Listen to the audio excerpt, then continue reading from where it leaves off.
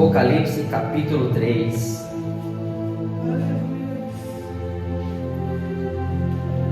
Hoje, se Deus assim permitir, vamos folhear um pouco a Bíblia. Glória a Deus. Se irmãos puderem ajudar os demais irmãos. Aleluia. Apocalipse é o último livro da Bíblia. Louvado seja o nome santo do Senhor Jesus. Aleluia, Deus. Louvado seja Deus. Glória a Deus. Glória a Deus. Os irmãos que já acharam, se coloquem de pé em nome do Senhor Jesus. Em reverência à palavra do Senhor. Glória a Deus. Aleluia. Louvado seja o nome santo do Senhor Jesus Cristo. Glória a Deus. Apocalipse capítulo 3. Glória a Deus. Os irmãos coloquem de pé em reverência à palavra, por favor. Agradeço, irmãos. Glória a Deus. Vamos ler com a ajuda de Deus e pela guia do teu santo, amado Espírito. Diz assim, Apocalipse capítulo 3. Ao anjo da igreja de Sardes, escreve: Isto diz o que tem os 7 Espíritos de Deus e as 7 estrelas. Conheço as tuas obras. Tens nome de que vives, mas está morto. Sê vigilante e confirma o restante que estava para morrer, pois não tenho achado as tuas obras perfeitas diante do meu Deus. Lembra-te, pois, do que recebeste e ouviste, obedeça-o e arrepende-te. Mas, se não vigiares, virei sobre ti como um ladrão, e não saberás a que hora sobre ti virei. No entanto, também tens em Sardes algumas pessoas que não se contaminaram e não contaminaram suas vestes. Elas comigo andarão vestidas de vestes brancas, pois são dignas. O que vencer será vestido de vestes brancas. De maneira nenhuma riscarei o seu nome do livro da vida, mas confessarei o seu nome diante do meu Pai e diante dos seus anjos. Quem tem ouvidos, ouça o que o Espírito diz às igrejas. Irmãos, podem se sentar. Aleluia, Jesus. Amados, essa palavra vem da parte do Senhor.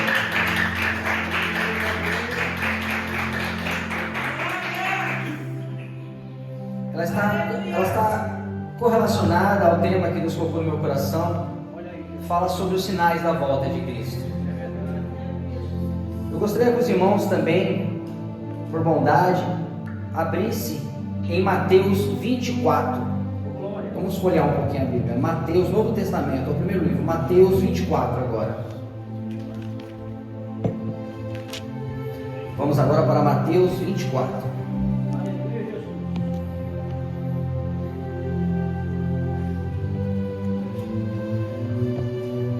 Não tenham pressa. O importante é nós lermos a palavra e se alimentarmos da palavra de Deus. Glória a Deus. Mateus 24, versículo 17.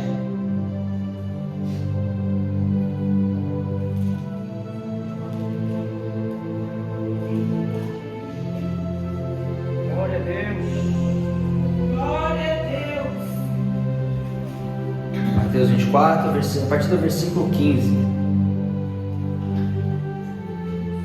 Os irmãos acharam? Glória a Deus.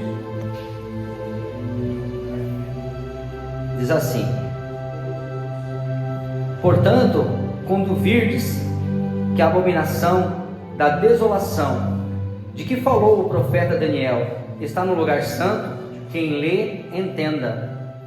Então os que estiverem na Judéia, fujam para os montes. Quem estiver sobre o telhado, não desça a tirar alguma coisa de sua casa. Quem estiver no campo, não volte atrás a buscar as suas roupas. Mas ai das que estiverem grávidas e das que amamentam naqueles dias. Orai para que a vossa fuga não aconteça no inverno, nem no sábado, pois haverá então grande aflição, como nunca houve desde o princípio do mundo até agora, nem haverá jamais. Os irmãos agora podem voltar para o Apocalipse capítulo 3. Essa palavra, amados, fala sobre a volta de Cristo. Hoje nós vivemos num mundo totalmente acelerado. Vivemos em um momento onde acordamos de manhã, já vamos trabalhar, e quando chegamos no ambiente de trabalho, nós temos que fazer diversas tarefas, e quando nós menos percebemos, já está dando o horário do almoço, e quando acaba o horário do almoço, já estamos trabalhando no segundo turno, e quando menos esperamos, já estamos em casa novamente. E se perguntar para muitos de nós, pouco tempo temos para ler a palavra, pouco tempo temos de meditar nas escrituras do Senhor, de orar e de buscar a presença do Senhor, porque o mundo está corrido. Antigamente 24 horas, entendo eu, não sei se os irmãos pensam assim, parece que durava mais tempo. Hoje o tempo está passando muito rápido. E o que eu quero dizer com isso? Que nós muitas das vezes estamos vivendo a correria do dia a dia e não estamos buscando ao Senhor. Quem sabe dentro dessa correria, quem sabe dentro dessa agitação, o próprio mundo, dentro de um sistema, dentro do seu serviço, dentro das suas atividades, a qual eu e você temos que fazer, temos que trazer o sustento para dentro da nossa casa. Mas será que nós não estamos muito presos na correria do dia a dia e esquecendo da volta do Senhor? A Bíblia diz que a volta dele será como de um ladrão, e ninguém espera o ladrão dentro da sua casa. Você não sabe o dia que o ladrão vai tentar te assaltar, você não sabe o dia que ele vai roubar a sua casa. Assim será a volta do nosso Senhor e Salvador Jesus Cristo. Mas aí eu faço uma pergunta para os irmãos: como nós estamos esperando a volta de Cristo? Muitos dizem que o Senhor está voltando. Não, Ele vai voltar. Porque quando nós usamos a palavra que Ele está voltando, dá a impressão que Ele está vindo andando. Não, a Bíblia diz que a volta dele será como um relâmpago, será muito rápido. Em outras traduções diz que vai ser um abrir e piscar de olhos a volta dele. E quando ele voltar, ele vai vir buscar a sua amada igreja, vai vir buscar eu e você. E nesse Apocalipse, no capítulo 3, tem algumas coisas que foi destinada essa carta para a igreja de Sardes, que fala sobre obras. É interessante, amados, que Deus nos condicionou, nos criou dentro de um propósito. Hoje é dia dos pais. O maior presente que nosso Pai Celestial nos concedeu foi a vida eterna, pela vida do nosso Senhor e Salvador Jesus Cristo. Isso é o maior presente que nós temos, porque a Bíblia diz que nós somos réus do inferno, somos dignos do inferno, porque pecamos 24 horas. E louvado seja Deus que enviou o seu Filho para morrer pelos nossos pecados, aonde o sangue de Cristo nos purifica de toda imundícia do pecado. E louvado seja Deus por isso. E Deus te trouxe para a casa dele, Deus te purificou. Só que Deus tem um chamado na minha e na tua vida. E quando Ele vir buscar a sua amada igreja, a Bíblia declara que Ele vai colocar eu e você de encontro com Ele. E Ele vai perguntar para mim e para você: cadê as tuas obras? Porque nós somos trabalhadores da vinha do Senhor. Nós estamos aqui servindo ao Senhor nessa noite. Alguns não puderam vir nessa noite por causa da chuva, por causa de alguma dificuldade, mas eu e você viemos aqui servir ao Senhor. Uns serviram com louvor, outros serviram a Deus com glória, com aleluia, com uma oração, com uma intercessão. Independente da maneira como você veio servir a Deus, louvado seja Deus, que você veio servir a Deus. Aleluia, Jesus. E é interessante que aqui diz assim, no capítulo 3: lembra-te, pois, de onde recebeste e ouviste, receba-o e arrepende-te. Se não vigiares, virei sobre ti como um ladrão, e não saberás que hora sobre ti virei. Glória a Deus, aleluia. Nós não esperamos no sentido de data, mas nós entendemos que Ele virá. O Senhor Jesus vai de buscar a mim e a você.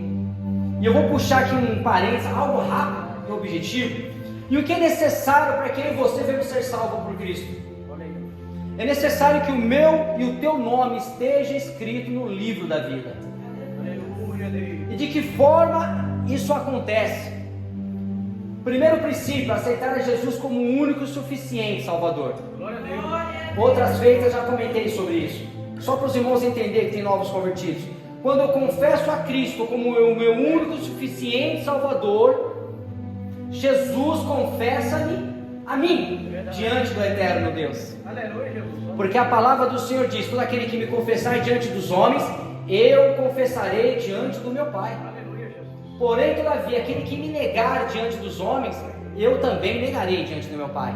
Então a primeira coisa que nós fazemos é a confissão. E a segunda, passar pelo batismo das águas. Marcos 16:16. Quem crê em mim, disse Jesus, e for batizado, será salvo. Mas quem não crer, já está condenado. Aí passamos para a terceira etapa: congregar, participar da Santa Ceia, como foi ontem. Todo aquele que come e bebe do meu sangue, esse tem parte comigo. Porém, todavia, aquele que não come e aquele que não bebe, esse não tem parte comigo. Então existem alguns princípios que é inegável, que eu não posso ir contra a palavra. Eu tenho que seguir a palavra. E depois disso, congregar, buscar o batismo do Espírito Santo, servir ao Senhor. Partindo desses princípios, nosso nome está escrito no livro da vida. Mas o Senhor te trouxe para cá não é para ficar sentado. O Senhor te trouxe para cá para você trabalhar na obra dele. Aleluia. E é interessante, amados irmãos, que quando nós começamos a congregar, se eu e você, se nós não começarmos a se dedicar, se nós não começarmos a buscar a presença do Senhor, cultuando, servindo ao Senhor, lendo a palavra, orando, jejuando, o inimigo, o adversário das nossas almas, vai tentar tirar eu e você da presença de Deus. Ele vai tentar tirar. Ele vai trazer os seus pratos. Em 1 Pedro 5 diz: vigiai, porque o inimigo das vossas almas, ele anda ao nosso derredor, bramando como leão, buscando a quem possa tragar. Se ele está ao nosso derredor, quem está ao nosso lado? Os anjos do Senhor. A palavra do Eterno diz que Deus dá ordem aos seus anjos para te guardar em todos os teus caminhos. Quando você for para a escola, quando você for para o seu emprego, para qualquer localidade que você for, aonde você for se locomover, fala: Senhor, me guarda com os teus anjos, Senhor. Senhor Jesus, me cobre com o teu sangue. Aonde eu for, Senhor, com a tua presença, que os teus anjos, que a tua virtude, que a tua glória, que o teu poder venha se fazer presente sobre minha vida, me protegendo, me guardando, me livrando de todo mal. E se eu for em algum caminho aonde o Senhor deseja me usar, ainda que seja uma palavra simples, pequena, objetiva, eis-me aqui, Senhor. Usa os meus lábios, ó Deus. Glória a Deus. Quando Deus enviou o seu Filho, e quando Jesus estava na terra em momento de aflição, Jesus foi obediente. A Bíblia diz que Jesus foi obediente até a morte. Ele foi obediente até a morte. E no momento de aflição, no momento de dificuldade, ele orando ao Senhor Deus Pai, disse: Senhor, se possível, afasta de mim esse cálice. Mas ele terminou a sua oração: mas todavia seja feita a tua vontade. Ana, quando recebeu uma palavra da parte de Deus, onde Deus tinha um propósito sobre a vida dela, Ana disse: que se cumpra em mim, Senhor, que se cumpra sobre a tua serva, todavia a tua vontade. Amados, e a vontade de Deus sobre a sua vida, sobre a minha vida? Será que nós estamos deixando a vontade de Deus se cumprir sobre nossas vidas? Os irmãos já pararam para analisar o que Deus tem contigo? Qual o propósito? Para um, Deus já falou, tem um propósito contigo na palavra. Se é na palavra, começa a se alimentar dela, começa a meditar de dia e de noite. Se o propósito Deus tem contigo no evangelismo, medite na palavra para evangelizar. Mas se o propósito Deus for contigo no louvor, começa a ouvir louvores, começa a se consagrar, começa a dar lugar a Deus e deixa Deus te usar. Sabe o que é interessante nos louvores? Quando Saul estava perturbado, quando Saul estava aflito, ele precisava se acalmar, ele necessitava de uma libertação. Através do dom que Deus te deu, de louvar a Ele, pessoas vão ser libertas, pessoas vão ser curadas, pessoas vão ser transformadas. Às vezes você louva e fala assim: Senhor, não tem aquela voz bonita, Senhor, às vezes não consigo nem louvar no tom. A questão espiritual não é o tom da nota, a questão espiritual não é a beleza da voz, a questão do louvor é você estar aqui sinceramente com o coração ligado em Deus, é você estar debaixo da obediência, porque pode ter muitos que louvam bonito, pode ter muitos cantores, como tem na terra, muitos cantores que louvam bonito, tocam bonito, mas quando Deus te pega dentro da tua simplicidade, quando você dá lugar ao dom de Deus, que é sobre ti, que é sobre a sua vida, a presença de Deus se manifesta, a virtude do Senhor navega sobre a sua igreja e vai alcançando aquela alma aflita, vai trazendo cura, vai trazendo libertação, vai trazendo um milagre. Glória, bendito seja o nome do Senhor. Louvado seja o Espírito de Deus. A questão não é a beleza, a questão não é o tocar bonito, a questão é o seu compromisso com Deus. Glória a Deus. É você dar lugar ao Senhor. Porque, irmãos, tem muitas pessoas que tocam melhor do que eu. Tem muitas pessoas, penso eu, que louvam melhor do que muitos aqui. Mas essas pessoas, e tem pessoas melhores, pregam melhor do que eu, conhecem as escrituras desde Gênesis e Apocalipse. Mas sabe qual é o diferencial? É que eles não querem servir a Deus. Eles não querem dedicar o seu tempo ao Senhor. Eles não querem se sujeitar à autoridade de Deus. Eles não querem. E ainda quando vê, testifico de nós servindo a Deus na nossa simplicidade. Quem sabe alguns podem até zombar, brincar, tirar o sarro. Mas sabe o que é o mais importante?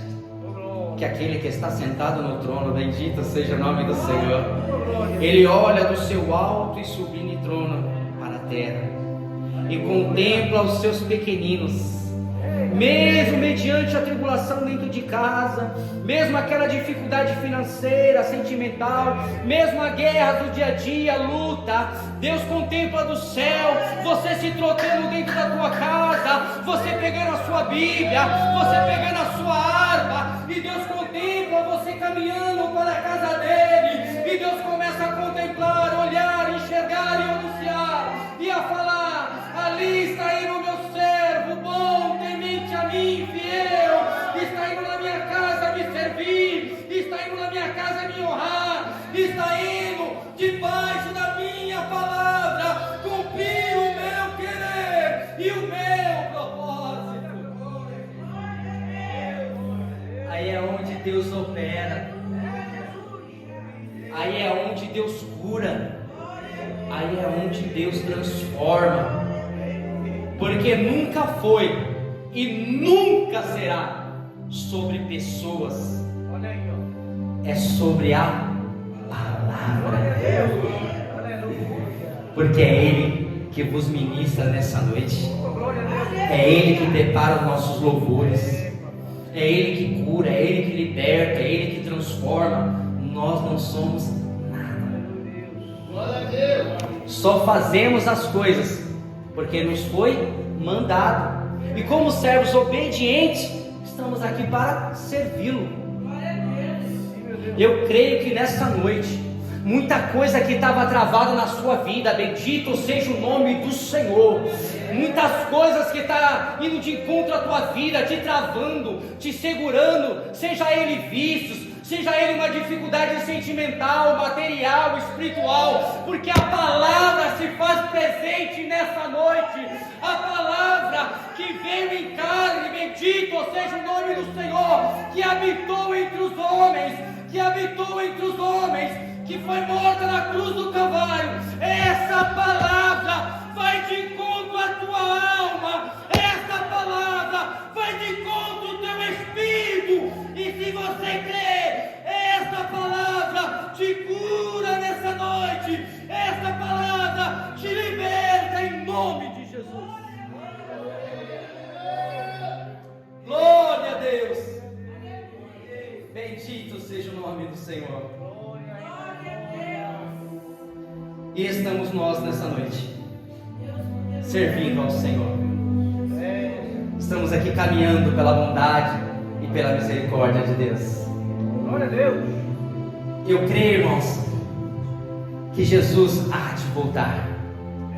E eu sei que você também crê.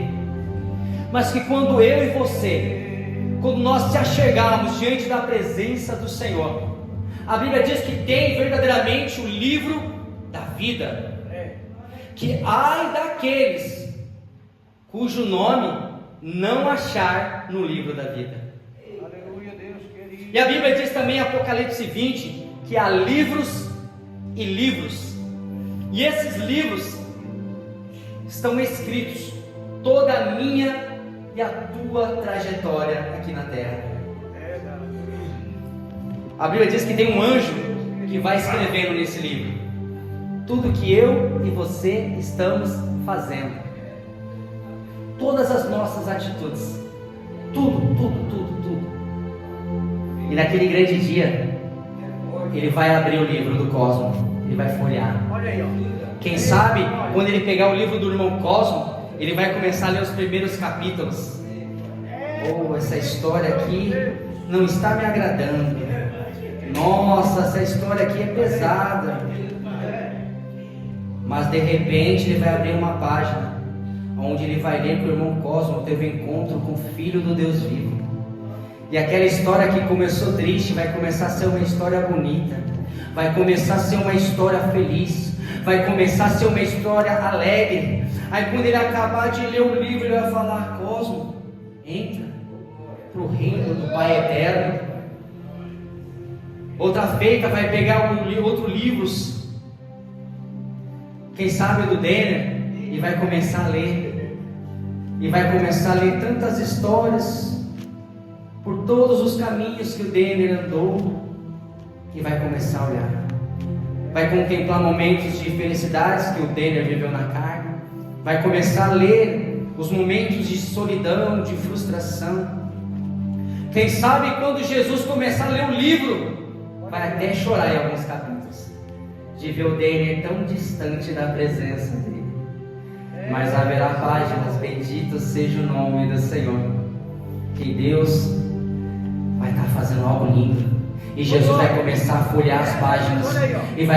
E agora Jesus não está mais chorando. Você já pega Jesus rindo das histórias, relatando sobre a vida do Denner, de quando ele aceitou a Cristo como único Senhor Salvador, quando o Denner teve a primeira oportunidade, quando o Denner louvou a primeira vez no grupo dos jovens. E Deus vai estar lendo tudo. Glória a Deus. E vai falar: entra, Denner, para o reino do Deus vivo Glória a Todo-Poderoso. Deus, aleluia, Jesus. Mas vai também surgir pessoas que vão estar de frente dele. E Jesus vai começar a ler os capítulos dessa aula. E lá vai estar escrito e relatado todas as vezes que o Senhor Jesus evangelizou usando pessoas. Vai estar lá escrito e relatado todos os convites de ir para a igreja. Glória a Deus. E Jesus vai falar: apartai de mim, maldito, não vos conheço. Por isso que é importante, irmãos, que eu e você venhamos estar na presença do Senhor. Porque a mesma misericórdia que me alcançou, a mesma misericórdia que te alcançou, se faz necessário eu e você orar, eu e você interceder, para que este mesmo amor, para que esta mesma graça, para que essa mesma misericórdia alcance irmãos, filhos, parentes, conhecidos. Porque nós não somos salvos pelas nossas obras. Nós não somos salvos. A palavra do Senhor diz que ninguém é salvo pelas obras. Somos salvos pelo sangue de Cristo, pela fé em Cristo Jesus.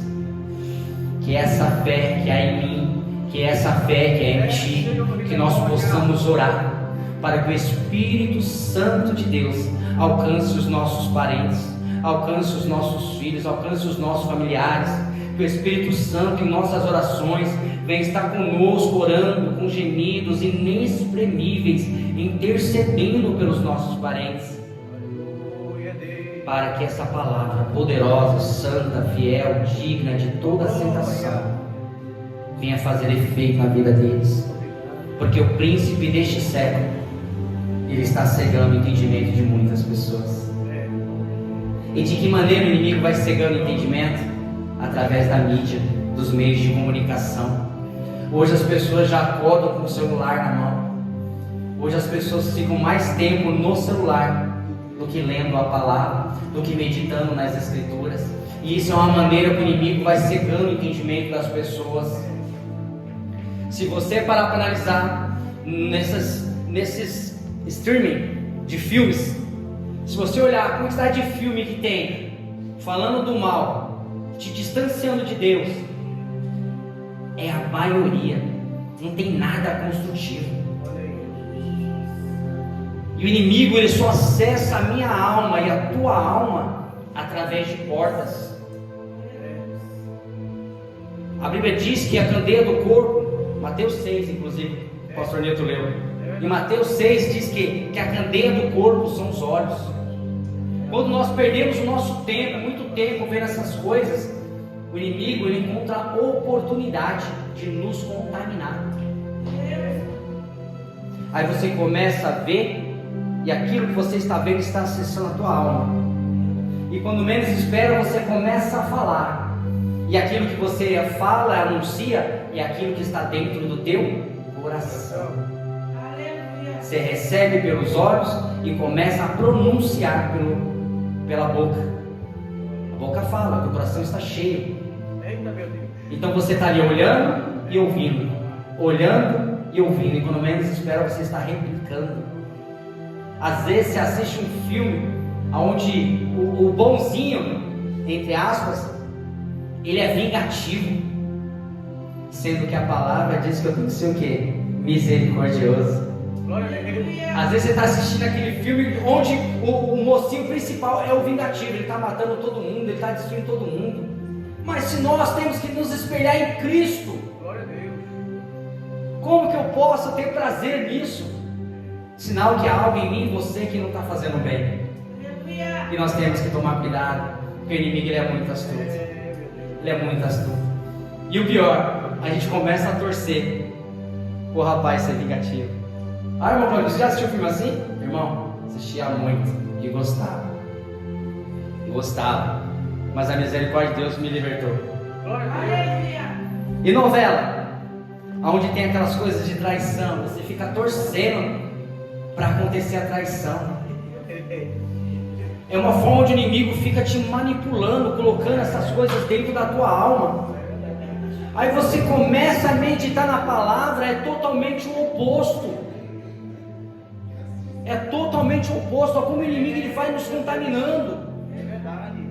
E sabe o pior de tudo isso? Que ele começa a nos contaminar. Em vez da nossa casa ter hinos de adoração, em vez da nossa casa ter hinos de glorificação a Deus, em vez de nós lermos a palavra, nós começamos a ouvir essas coisas.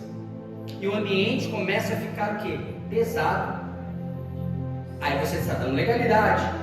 Aí o inimigo começa a travar a sua vida sentimental, começa a travar a sua vida espiritual, começa a travar a sua vida financeira.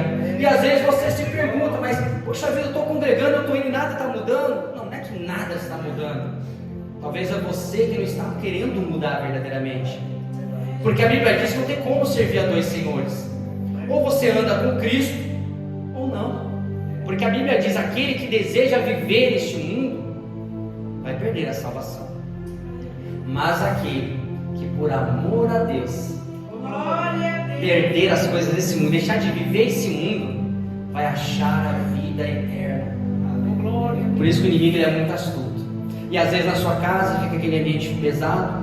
Aí de repente o seu vizinho está na mesma linhagem, às vezes o outro vizinho da esquina. Aí você começa a perceber que naquele ambiente o inimigo começa a ter legalidade. Quando você menos espera, o bairro inteiro se torna um bairro violento, se torna um bairro onde tem bastante confusão, roubo, assalto, morte, contendas. Por quê? Porque o inimigo começa a encontrar o quê? Legalidade. Meu vizinho certa feita comentou algo comigo, quando tentaram montar uma lojinha perto da minha casa, na verdade, bem pertinho, diga de passagem. E quando eu vi aqueles moços na esquina, eu fiquei doido. Falei, Senhor, tem de misericórdia. E comecei a orar. Comentei com a vizinha, que é serva de Deus também, a irmã Rosa. A irmã Rosa, não, irmão Claudimir, nós aceitamos isso não, nós vamos orar. E nós começamos a orar, comecei a pedir oração. Irmãos, em questão de 5 dias no máximo. Quando eu olho pela câmera, eu vi os meninos correndo, a polícia veio, prendeu. Não tem nada no nosso bairro. Para a glória de Deus. Mas o meu vizinho dizia que antigamente no nosso bairro tinha muito crente morando lá. Ele falava assim, irmão Claudimiro, era gente orando na tua casa, que morava com outra família de servo de Deus. Do lado da sua casa era um culto. Aqui na minha casa tinha oração. Acabava aqui, os irmãos já iam para outra casa, tinha oração. Depois já iam para outra casa. Era constante a oração no bairro. Irmãos, e eu conheço testemunhos que os irmãos relatam que na época a igreja, que era próxima do bairro, bem próxima, chegou certas feitas de irmão que não servia a Deus, homens que não serviam a Deus, passar de frente à igreja e via fogo dentro da igreja. Chegaram ao ponto de ligar para os bombeiros. E quando o bombeiro chegou na frente da igreja, não, isso aí não é fogo não, é um fogo diferente. E não é brincadeira, isso aconteceu, irmãos. Para você ver como era a presença de Deus naquele bairro. Mas aí eu te pergunto, e dentro da tua casa? Será que você está atraindo a presença de Deus? Será que não é uma hora de nós, como diz a palavra, estar um pouco mais vigilante, estar um pouco mais atento e começar aos poucos? Não quero que você faça nada radical. A Bíblia diz que não é por força e nem por violência, mas começa a tirar aquelas coisinhas que não agradam a Deus.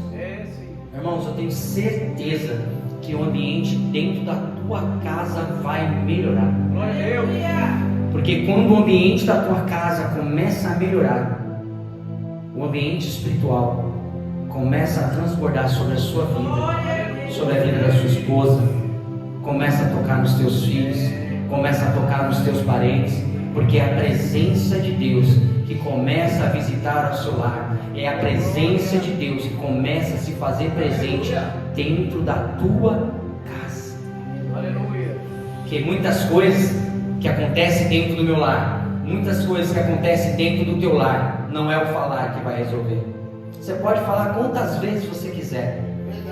Você pode chegar e falar assim, ó, eu não quero que você faça, coloca esse potinho aqui. Chega no outro dia, a tua filha, a tua esposa, alguém da tua casa, continua colocando. E você vai falar, eu já não falei que eu não quero que você coloque aqui. Porque não é humano, é algo espiritual. Às vezes você está falando para parar de fazer coisas. Às vezes você está pedindo para a pessoa mudar alguns comportamentos. Para de falar com ela. Vai para Mateus 6. Ô irmão, eu te levo. Entra para dentro do teu quarto. Fecha a porta.